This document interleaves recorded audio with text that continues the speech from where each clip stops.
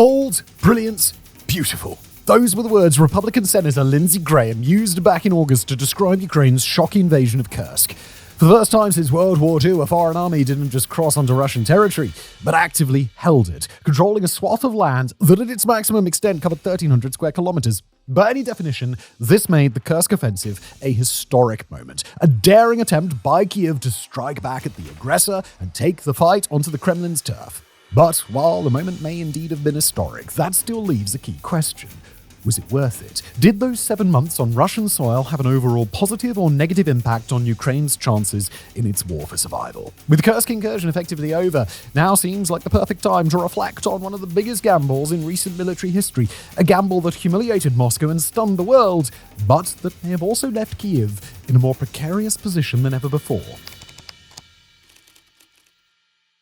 For anyone not following the war all that closely, it might have seemed like the story of the Kursk offensive was settled history, one in which the armed forces of Ukraine had stormed onto Russian territory and captured a pocket of land, a pocket that had reduced in size since its August heyday, but from which it also appeared Kiev's forces had become impossible to dislodge. After all, by the dawn of March the 6th, the AFU had occupied the region around the town of Sudzha for 7 months. 7 months in which repeated Russian assaults had failed to drive them over the border, in which North Korean troops had tried and failed to make an impact. Yet for anyone keeping more than half an eye on the conflict, it was clear that things were not as settled as they seemed. That Ukraine's hold on Kursk was growing increasingly tenuous, even as the rest of the front line remained largely stable. Analyst Rob Lee later told the Financial Times, the pocket was always relatively small. Russia then repeatedly just chipped away at it at the flanks. By the second week of March 2025, that chipping had turned into full-bore drilling. As the sides of the pocket began to suddenly give way, independent Russian outlet Meduza describes what happened next. As has often happened over the past 2 years of the war, Ukrainian forces withdrew under the threat of encirclement, likely later than they should have. Some equipment was left behind and many soldiers were killed or captured, but most of Ukraine's troops managed to escape. At the time of writing, those surviving troops are still clinging to a sliver of Russian land along the border, desperately trying to hold off what will presumably become a combined Russian and North Korean invasion of Ukraine's Sumy region.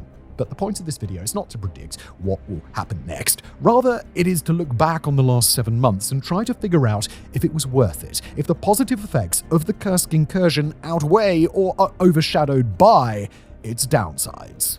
Because it's not only by trying to honestly appraise what went right and what went wrong that any lessons will be learned, that militaries will be able to draw any conclusions.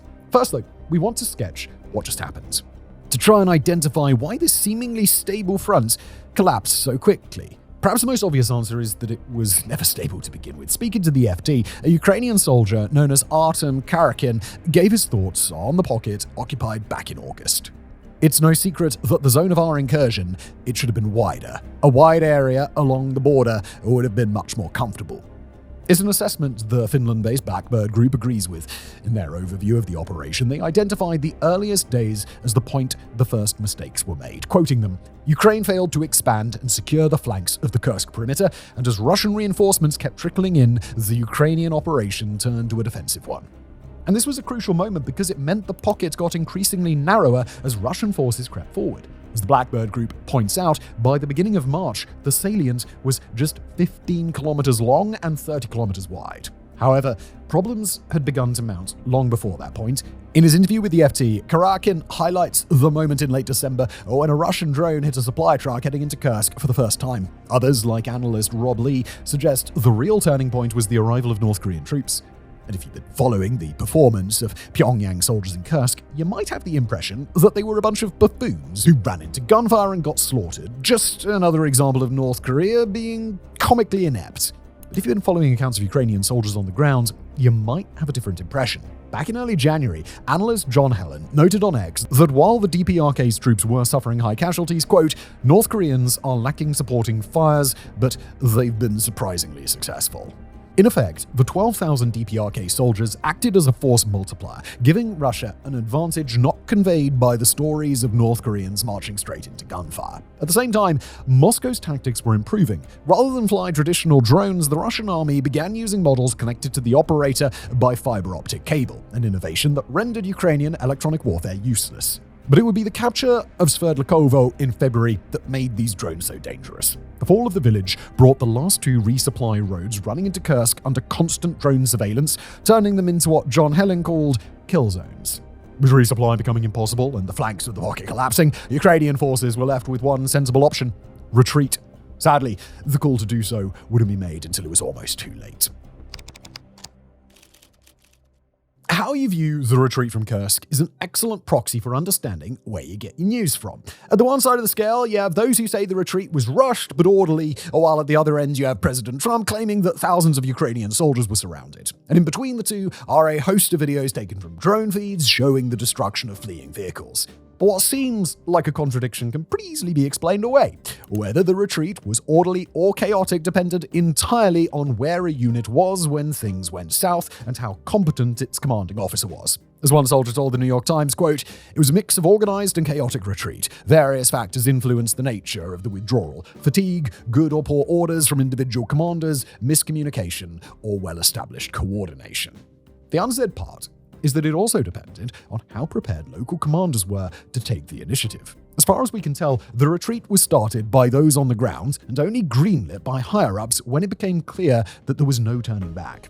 The end of the offensive came on March the 6th with a severing of the secondary supply road. With the main road under fire control, Russia then bombed bridges in the rear, leaving little option for Ukraine's troops but to flee on foot. This was likely the point of maximum danger. The moments when a mere 3-mile island could have turned into a strategic Chernobyl, one that could have seen thousands upon thousands of Ukrainian soldiers encircled. For some troops, that's exactly what happened. In the more chaotic areas, units found themselves surrounded. Others fled through artillery fire and drone swarms that cut down their comrades, leading to what the BBC described as scenes like a horror movie. Broadly, though, large-scale disaster was averted. The Ukrainians managed to regroup, stopping the retreat from becoming a rout and buying a small amount of time. Rather than collapse in hours, the pocket fell apart in days. By March the 13th, it was all over. Exactly how to describe this is up for debate. At the very least, it was a setback, and you could arguably call it a debacle. Heavy equipment was abandoned or destroyed, and many lives were lost. What it wasn't, though, was a catastrophe. Despite President Trump's claims to the contrary, the Blackbird Group assesses that, quote, "It seems that the Russians did not manage to encircle or trap a significant part of the Ukrainian force in the northern salient. Published footage, so far, only shows handfuls of Ukrainian prisoners." And that conclusion is echoed by the journalist Christopher Miller, whose contacts in the salient told him the retreat was, quote, "at times chaotic, but didn't end with the sort of mass encirclement that seemed all too possible on March 6th. Indeed, just glancing at Telegram would seem to support this theory. Both Russia and Ukraine happily post videos of enemy soldiers they've captured or killed, and the lack of footage of troops mass surrendering in Kursk tells its own story. But just because troops weren't captured en masse, it doesn't mean Ukraine didn't pay a heavy price. Speaking to the BBC, one soldier who took part in the operation estimated that thousands of Ukrainian soldiers had died in Kursk since August. Thousands of deaths at a time when Kyiv was already suffering from a manpower shortage. Of course, that might have been worth it if Ukraine had been able to later swap that territory for some of its own. Leadership repeatedly said, after all, that the salient was intended as a bargaining chip. But as we're about to see, exactly what Kyiv wanted from Kursk became a movable feast. And that lack of solid operational goals may have contributed to its ultimate unraveling. Back when Ukraine first steamrolled into Kursk, a lot of analysts assumed that it was simply a dramatic show of strength, a raid that was intended to impress Western backers and humiliate Russia, all while netting Kyiv a bunch of POWs to trade for their own. That's because, as a raid, the first days of the Kursk operation were spectacularly successful. During a year in which the narrative seemed to be of an impending defeat, it gave Ukrainians a shot of liquid patriotism right in the arm. More to the point, it saw hundreds of Russian conscripts and border guards captured, all of whom were swiftly traded for high-value Ukrainian prisoners. Although even at the time, some analysts questioned the logic of drawing thousands of troops out of Donbass to attack Kursk, it was hard to argue with the results. Had Kyiv voluntarily withdrawn its forces after a week of thumbing Russia's nose, there would be no debate right now as to whether the operation was worth it or not. As such, it might not come as a surprise to learn that such a raid was the original goal. It was only when the incursion exceeded everyone's expectations that the plans began to change. To what, though? No one was certain. Was the intention now to forestall a brewing assault on Sumy by taking the fight onto Russian territory, to show Western powers that Ukraine was capable of winning if only they'd donate more weapons? Or was it to hold territory as a potential bargaining chip in future negotiations? It was only after weeks had passed that the bargaining chip theory won out. That lack of clarity likely impacted planning and caused problems. Although shifting goalposts weren't the only issue Ukraine faced, a plethora of factors, both internal and external, made it unlikely that a long-term occupation would work out well. Let's start with the internal problems.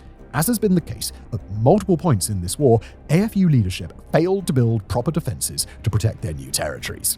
The simplest defense of all would have been to put up nets covering the two supply roads from Sumy into Kursk. Although low-tech, such nets are great at stopping drones from attacking supply trucks. They're also cheap and easy to put up. But commanders never authorized them. It was only once the roads came under fire control from Russian drones that any discussions were had. As one annoyed soldier told The Guardian, quote, "They should have done it in September, October, when everything was calm." Then there were the manpower problems. Ever since the failure of the 2023 counter-offensive, Ukraine has struggled with manpower, a problem exacerbated by the government repeatedly delaying the passage of unpopular mobilization laws. Although visible all over the front line, such issue became acute in Kursk. By the end of the operation, some 12,000 Ukrainian troops were trying to hold back a combined force of 50,000 Russians and 12,000 North Koreans. Even accepting that an attacking force takes higher casualties than a defending one, it's still a brutal discrepancy. Of course, though, not all issues were due to decisions on the Ukrainian side. One of the biggest problems was the discovery that Starlink, the backbone of AFU communications, was blocked from working on Russian territory. But even that may have paled beside the American intelligence cutoff. At least, that's the story that some are telling. In the final days of the Kursk operation, the US government paused all intelligence sharing with Kyiv. That made precise targeting with HIMARS impossible and may have blinded Ukraine to the movement of Russian forces. For some, this was the key factor in the collapse of the Kursk pocket. But while the theory is popular on social media, it's not backed up by serious analysis. Here's how military expert Michael Kaufman assessed it. Although it may have temporarily exacerbated the situation, the most recent Russian advances in Kursk were taking place well before the suspension of US military assistance/intelligence. The problem was battlefield geometry, logistics, and constant assaults by DPRK. Regardless of how it all ended, though, we still need to return to our main question. Was it worth it? For all the glory of those August days and all the disorder of the March withdrawal, was Kursk an overall positive or overall negative for Kyiv? And you won't be surprised to learn that this is a question on which people have a whole lot of opinions. When assessing a military operation like Kursk, the first point is figuring out exactly what metrics should be used to measure it. For example, you might look at comparative losses of equipment and manpower, something that plenty of open source intelligence researchers have done. On X, an Oryx blog researcher who posts under the name Nalcio compiled a list of vehicle losses. In their March 17th update, they gave the following numbers: 676 Ukrainian losses versus 720 Russian losses. Although overall similar, the two numbers were weighted differently. While both sides lost a similar number of tanks, Russia lost almost twice as many armored fighting vehicles, while Ukraine saw a far larger share of infantry mobility vehicles destroyed. Still, the numbers aren't lopsided enough to suggest one side suffered more in terms of equipment. Nor can we make such an assessment for manpower. That's because true numbers of losses in Kursk are unknown. Kyiv claims 50,000 Russians were killed, wounded, or captured, with over 1,000 North Koreans likewise taken out. But Ukrainian casualties likely run into the many thousands as well. As for force quality, both sides used and lost a lot of elite units in Kursk. But even if it ultimately turns out that Russian losses are 3 times those of Ukraine, it's still worth noting that the two are not coming from an even base. As we mentioned earlier, Kyiv is already suffering a manpower deficit, and as the Telegraph points out, the invasion of Kursk led to a notable spike in Russian recruitment. However, comparative losses are not the only way to measure the success or otherwise of a military operation. If that was all there was to it, the United States would have easily won in Vietnam. In the case of the Kursk offensive, one of the main justifications is that it forced Russia to withdraw troops from Donbass, troops who would have otherwise joined Moscow's eastern offensive and made holding it back even harder.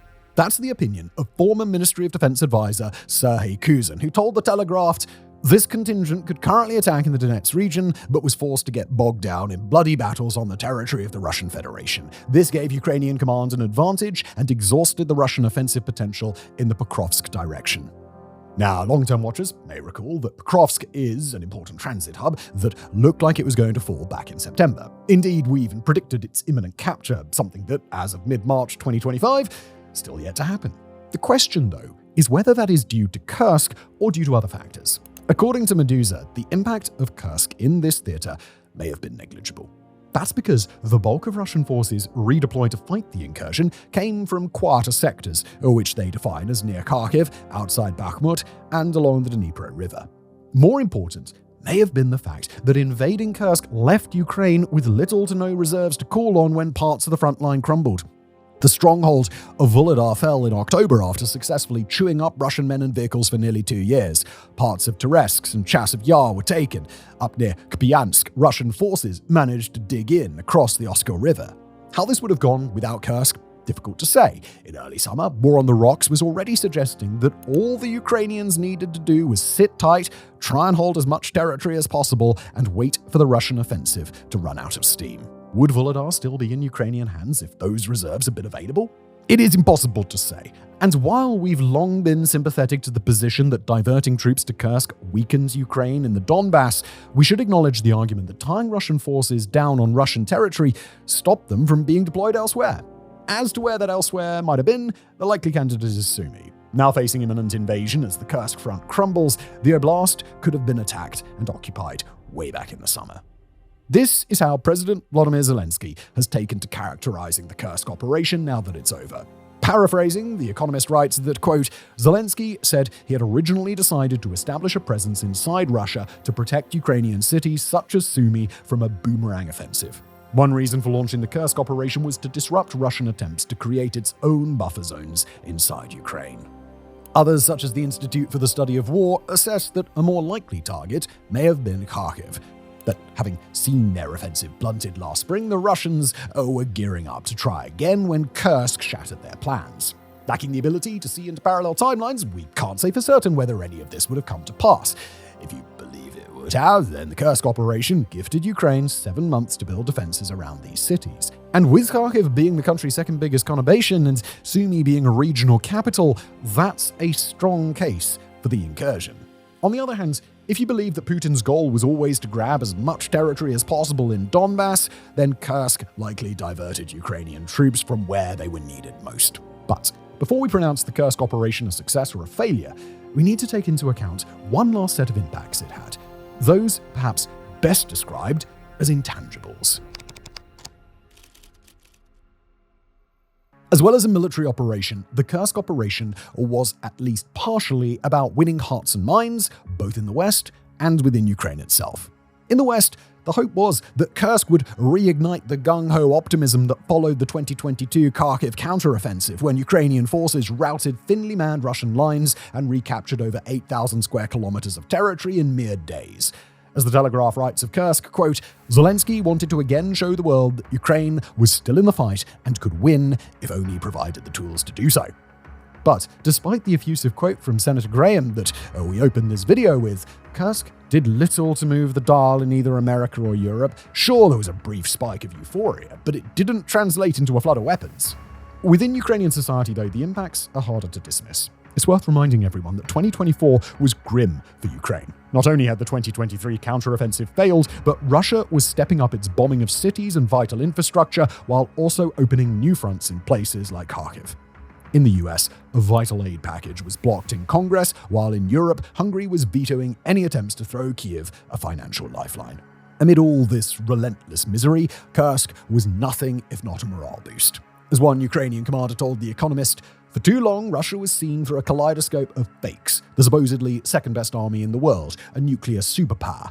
We showed the emperor had no clothes. Across the border, the operation had a similar effect, only in reverse. For the first time since the Wagner mutiny in summer of 2023, it was possible to see panic in Russian high command. How else to explain the sudden appearance of job listings offering 210,000 rubles a month to dig trenches, protecting the rest of Kursk from the Ukrainian advance? Of course, it's easy to dismiss a morale-boosting operation that ends in ultimate defeat. but it's worth at least pointing out that Kursk was the first ray of light many Ukrainians had seen for a long time. And maybe that should count for something. If that sounds like a little woolly and wishful thinking to you, well, we'll soon be able to see whether the operation yielded anything more concrete. With Russian forces already attacking into Sumy at the time of writing on Wednesday, it won't be long until we can see whether the extra 7 months Kursk gifted the city to prepare its defenses made a difference or not. And so, as we come to the end of our video today, it's with our original question still unanswered. Although, not for lack of trying, plenty of otherwise pro-Ukraine analysts have been unequivocal in their belief that Kursk was a disaster, a misguided adventure that distracted from the real fight in the Donbass. As John Helen wrote on X, the Kursk operation started as a bold Ukrainian gamble but ended in retreat. Did it achieve its goals? Was it worth the cost? Unsurprisingly, my personal answers to both are no and no. Others have been more balanced. Michael Kaufman, for example, has said that, quote, tactically, it was successful, but the offensive changed little in the overall dynamic of this war and failed to achieve its wider operational objectives. And then there are those who think it was maybe worth it, even if they had reservations. One soldier who fought for Ukraine in Kursk and posts on social media as Kriegsforscher had this to say on X. The Ukrainian army showed that they can fight bravely literally everywhere, and I am very surprised by that. I have mixed emotions and thoughts about Kursk, but I have definitely learned a lot, and it gave me a little bit more motivation. As for our personal assessments, well, actually, we'll just leave that up to you. We've tried to show you all the possible ways this can be seen as a mild success and all the ways it can be seen as an unqualified disaster. Hopefully, you'll now be able to make up your own mind. The story of Kursk's occupation, then, is effectively over, but its place in history has yet to be decided.